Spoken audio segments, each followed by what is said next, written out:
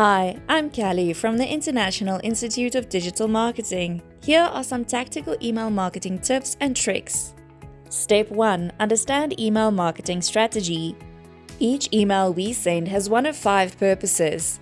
Indoctrinate, teach them who you are. Engage, get them to buy. Ascend, get them to buy more.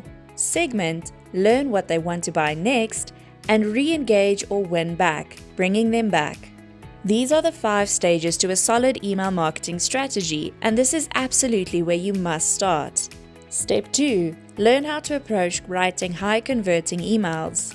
Now you have a grasp on the 5 stages of email marketing, but when it comes to actually writing the subject lines, body copy, and landing pages for those emails, you need to understand the responsibilities of each element of an email. Break down your method for writing high-converting emails by focusing on the job responsibilities of each element in that email. A lot of emails fail because the email marketer doesn't understand the job of each part of an email. Step 3. Learn the emotional triggers that increase email click-through rate. Now that you're getting those emails opened, you need to get the click. Each email we send contains one or more of these principles of persuasion: gain, logic, fear, and scarcity.